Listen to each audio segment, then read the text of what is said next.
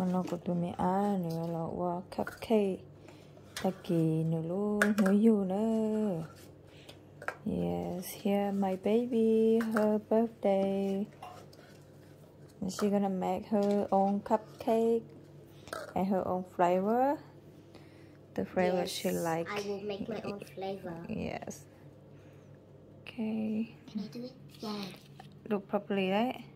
yes she's so oi chẳng ngày nè ô lúc có mami vô chị không có nghe it's okay gentle đó cái con gì ô lúc cặp cái lọ thầu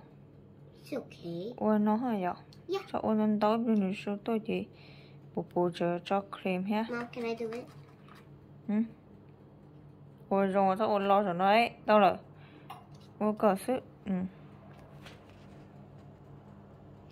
this much đâu còn đâu mà yeah okay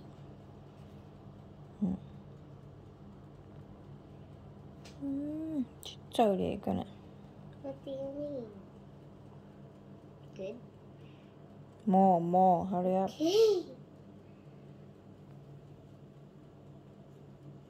okay ok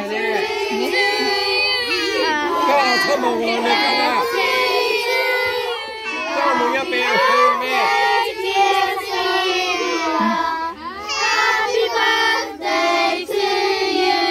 Beep beep. Hooray! Beep. Hooray! Beep. Hooray! Đẹp rồi nào. Sophia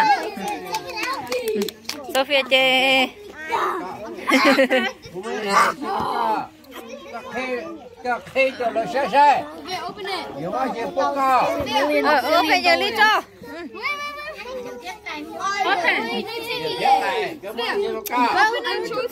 faster wow anh chưa anh gì đó thank you ta giờ nữa nè open thank you bây giờ có cái xe đó you in the kia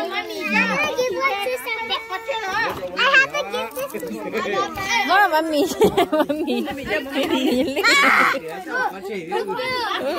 chị mami nó bật chê chứ đây Kelly thank you Kelly wow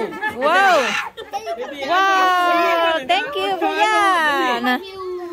thank you Ajong nè ha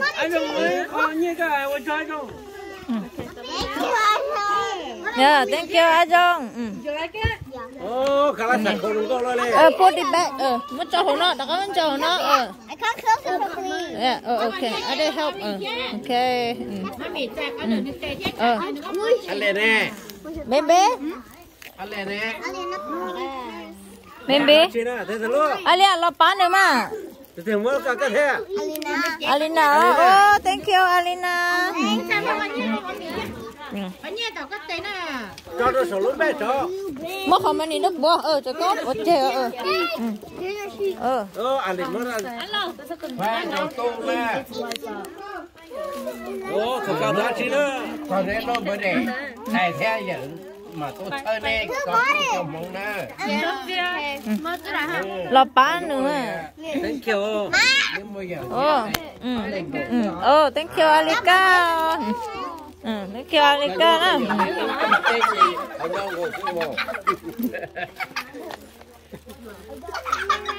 hey baby here from tay kia hey mami yeah tay kia yeah mami li đó sẽ tay kia khó nhá chị sẽ hả tay kia khó sẽ tay kia khó nhá chị chị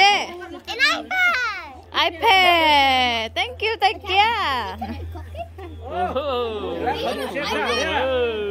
tay kia dùng iPad mà dùng tôi chủ non luôn á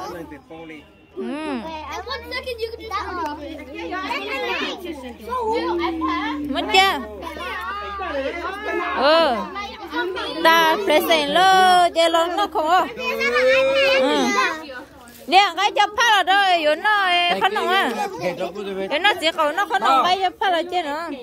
tại cái vô đi phê mà dòng xe chạ dòng quá Give me your iPad.